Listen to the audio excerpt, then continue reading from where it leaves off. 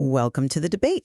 Today, we are diving into the 1969 armed conflict between El Salvador and Honduras, often called the War of 100 Hours, but perhaps more famously and maybe misleadingly known as the Soccer War. The source material we're looking at definitely highlights this popular narrative, even noting a UPI headline that claimed El Salvador won the football war 3-2. Right, and that framing, which, journalists like Kapuscinski later admitted using it almost for dramatic effect, that's really where the core controversy, or at least the debate, lies. While the World Cup elimination matches clearly provided some kind of spark, the real question is, to what extent was this conflict, well, structurally inevitable? Was it just bound to happen because of these deep, long-standing systemic failures, land, commerce, borders, versus how much was the violence around the matches a necessary, maybe even deliberate political catalyst used by both governments? My position, essentially, is that the conflict was structurally inevitable. The pressures have been building for decades. Massive agrarian distress, serious economic imbalances. It feels like war was coming, frankly, regardless of whether a football match happened or not. The game just became a convenient, maybe superficial trigger point for all that accumulated animosity. And I challenge that by focusing more on the political utility, the usefulness of it all. While I absolutely agree the systemic issues laid the groundwork, you have to have that foundation, I think the public violence and the immediate tit-for-tat actions tied directly to the games, those were the necessary catalysts. They were arguably deliberately exploited by both governments to justify going to war, and maybe just as importantly, to distract from some pretty serious social problems at home. Okay, let's unpack those forces then. The ones I argue made this conflict almost unavoidable. They were immense. Probably the most critical issue was the agrarian crisis. It's rooted in demographics and land distribution. You have El Salvador, tiny geographically, the little finger of America, but crammed with 3 million people. Compare that to Honduras, much larger, with maybe 2.5, 2.7 million. This population pressure, plus the fact that land in El Salvador was concentrated in the hands of, wealthy landowners, it forced something like 300,000 poor Salvadoran peasants to migrate. They went across the border, often occupying idle, state-owned lands in Honduras. Now, this wasn't just a minor friction point. It created an explosive competition for survival with poor Honduran peasants who also desperately needed access to land. Yeah, that demographic pressure was certainly the kindling, let's say. But fire got fanned pretty fiercely by economic desperation, too. The 1960 General Treaty of Central American Economic Integration, the Central American Common Market, it sounds good on paper, but it created a really terrible commercial imbalance in practice. Goods moved freely, sure, but the structure ended up disproportionately benefiting the more industrialized countries like El Salvador. You can almost think of El Salvador as the manufacturer and Honduras as the main consumer, and this led directly to the bankruptcy of smaller Honduran industries. So Honduras felt, understandably, kind of swindled by its regional partner. Exactly. Swindled is a good word for it. And we also shouldn't ignore the geopolitical element here. Since way back, an ambiguous commission in 1869, the border between the two countries remained, basically undefined throughout much of the 20th century. This lack of clear demarcation meant that armed forces from both sides, sometimes even Salvadoran paramilitary groups, were constantly crossing into the other's territory.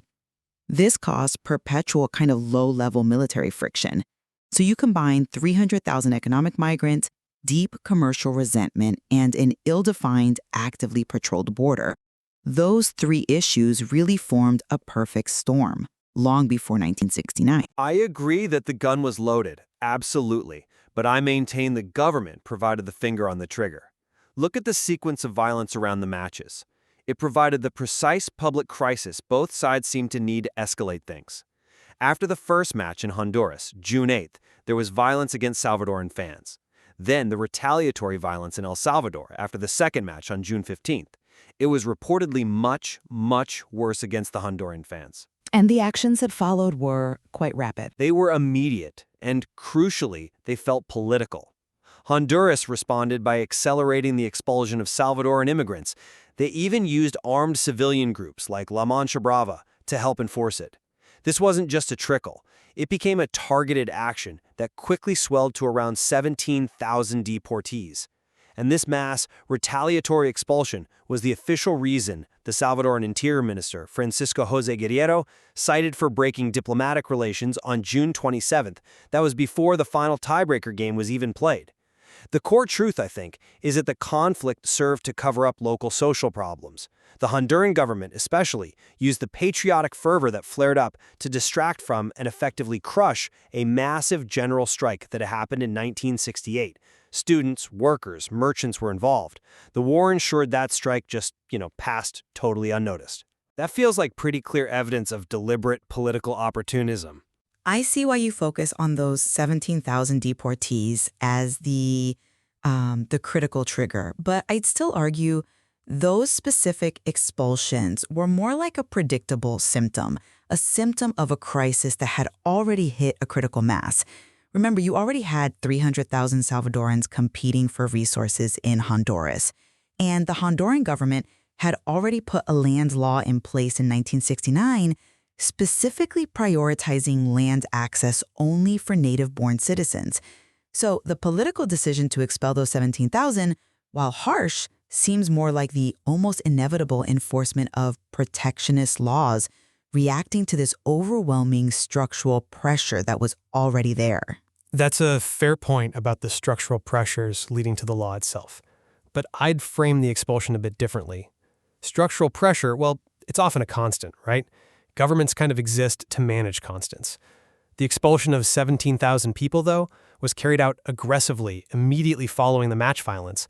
It felt like a deliberate, hostile action taken in direct retaliation.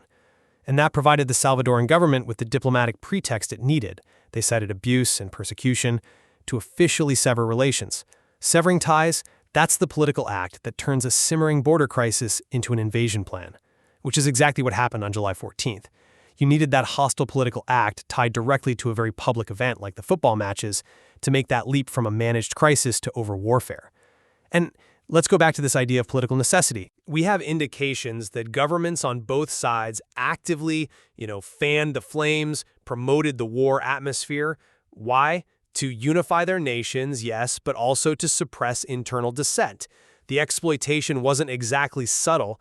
They used the violence around the sport to, quote, exalt patriotic values. And as I mentioned, it made sure that massive Honduran strike was completely buried by the war effort.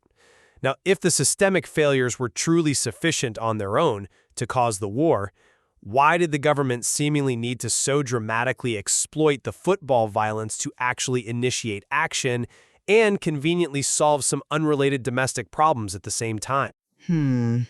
I'm not entirely convinced that focusing purely on political convenience really gets to the root cause, though. Suggesting the conflict was mainly political theater, it risks downplaying the profound economic distress that had already alienated so much of the Honduran populace. That commercial imbalance, that deep-seated popular sense of being, swindled by El Salvador, that had created genuine, widespread animosity. The war, when framed by the government as economic protectionism and defending national resources, well, it became an almost inevitable outcome of that regional economic failure.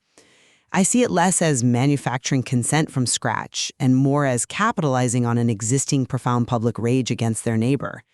And if we look at how brief the conflict was and its lasting human cost, I think the structural argument gains more weight. It's quite staggering when you think about it. The actual fighting lasted only 4 days, July 14th to the 18th, before the OAS stepped in and imposed a ceasefire. But in those 4 days, around 4,000 people died, mostly civilians. That kind of short, violent eruption seems more indicative of immense pressure suddenly exploding, rather than a carefully calculated, slow-burn political decision. And the proof that the real problems were structural, they were never fixed by the war. The underlying socioeconomic conditions just remained. We see evidence of that later when the same repressive military forces in El Salvador who gained popularity fighting Honduras went on to lead the country into a devastating civil war. The core issues weren't addressed. That's a very compelling point about the structural failure, and the horrifying civilian death toll certainly speaks to the acute intensity of the situation. However, we can't underestimate the power of the catalytic event in shaping how history is remembered and narrated. The fact that the initial media reports and the popular memory ever since codify this conflict as the soccer war, that name just refuses to die. That highlights the overwhelming power of that specific event as the immediate official narrative. The match provided a simple, emotionally charged ignition point. Governments and media instantly leveraged it, and in doing so, they obscured the deep complexity, and crucially, it allowed them to immediately transition to violence. It became the unforgettable frame. At the end of the day, the material we've reviewed seems to overwhelmingly support the view that this triple burden, the massive agrarian pressure, the unequal trade stemming from the Central American Common Market, and the continuous border friction, these form the necessary and sufficient conditions for war. The matches, however dramatic, simply provided a highly charged, convenient focal point for all that accumulated popular distrust and ultimately for government retaliation against foreign workers who were seen as competitors. And I'd summarize by saying, while those systemic issues were absolutely essential, the war couldn't have happened without them. It was the specific sequence of events starting with the public violence around the football matches, followed quickly by the accelerated deportation of 17,000 people, and then the subsequent diplomatic break. That sequence provided the crucial exploitable crisis, a crisis that allowed the governments to actively transition from just managing internal dissent to launching open military action. That feels like a necessary political step that the slow-burning structural crisis on its own didn't quite supply. It seems clear, though, that regardless of whether the trigger was inevitable or cynically exploited, the lack of resolution for those deep underlying socioeconomic conditions meant these issues continued to plague the region's history for decades after. That brief 4-day war against Honduras tragically served only as a flashpoint, leaving the core problems to fester and, as we saw in El Salvador, eventually erupt again, perhaps even more devastatingly on the domestic front.